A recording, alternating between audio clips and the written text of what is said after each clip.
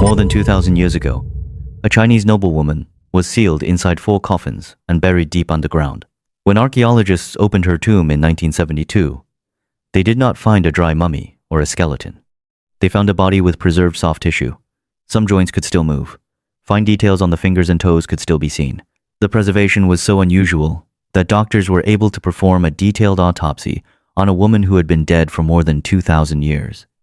So how did an ancient tomb, built without refrigeration or modern preservation technology, slow decay for so long? Over the next few minutes, we're going inside the tomb of Lady Dai, layer by layer, to see how it was built, why her body survived, and why there may be no single secret behind one of China's most remarkable archaeological discoveries. Her name was Xin Zhui. Today, she is better known as Lady Dai. She lived during China's Western Han Dynasty and was the wife of Li Kang, the Marquis of Dai. She belonged to the elite of her time, and when she died, she received a burial that reflected that status. Her tomb was discovered at Mawangdui, near the modern city of Changsha in southern China. Archaeologists found 3 major tombs there, belonging to members of the same high-ranking family. But tomb number 1 was different. That was Lady Dai's tomb, and what made it famous was not only the objects buried with her. It was what had happened, or perhaps what had not happened to her body. But wealth alone cannot explain that. Elaborate tombs existed across the ancient world. Very few produced preservation like this. So what was different here? To understand that, we have to stop looking at Lady Dai herself and start looking at everything built around her. Lady Dai was buried deep underground. Around the burial chamber were densely packed layers of earth, along with thick layers of white clay and large amounts of charcoal surrounding a wooden tomb chamber. At the center were 4 nested coffins, one inside another, inside another, inside another.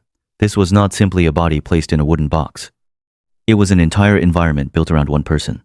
Each layer created another barrier between the body and the world outside. At first, that seems like the answer. 4 coffins, charcoal, clay, deep underground. Mystery solved. Except it is not that simple. Other ancient elites were buried in carefully constructed tombs. Their bodies did not end up like Lady Dai. So was the secret inside the coffins? Or was it the environment those coffins helped create?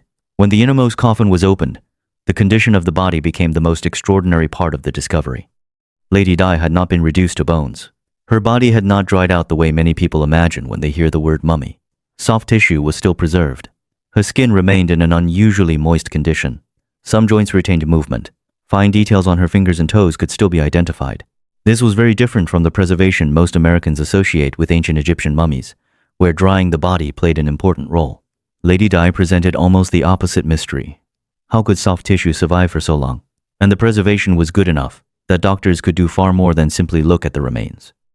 They could examine them medically. Researchers found more than 100 undigested melon seeds in her digestive system, giving them a glimpse into her final hours.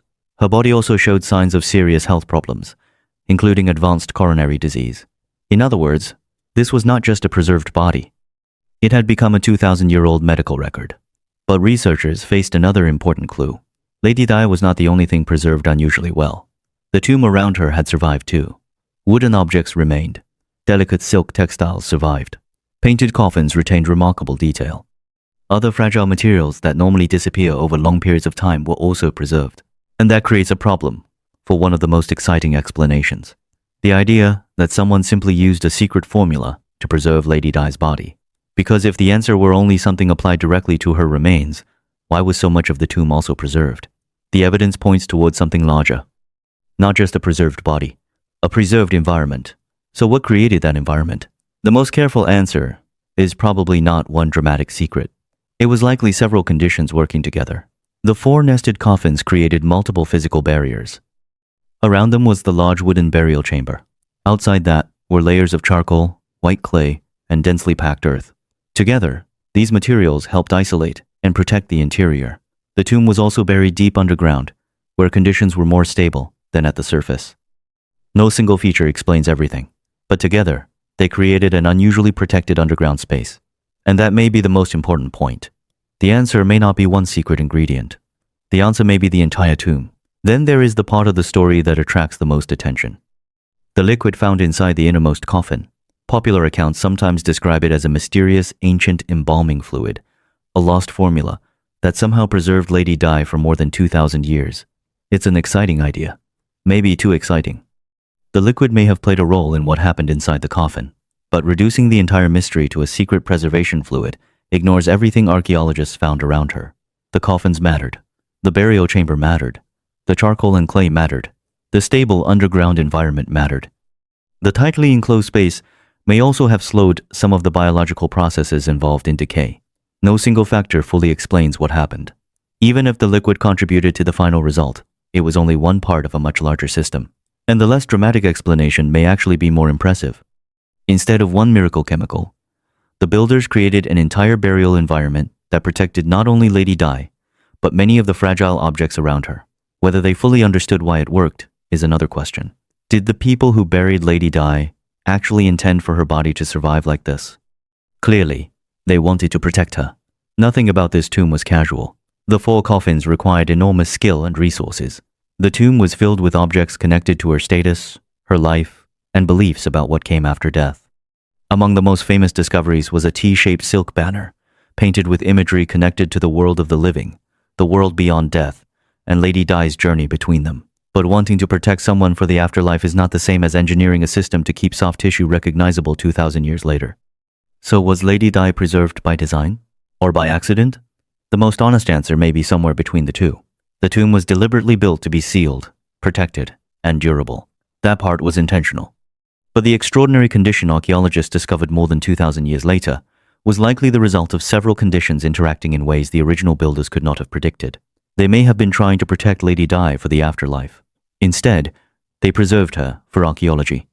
And that is why this discovery matters far beyond the condition of one human body. Mawangdui preserved an entire world. The painted coffins, the silk, the wooden objects, the possessions placed around the dead, the T-shaped banner.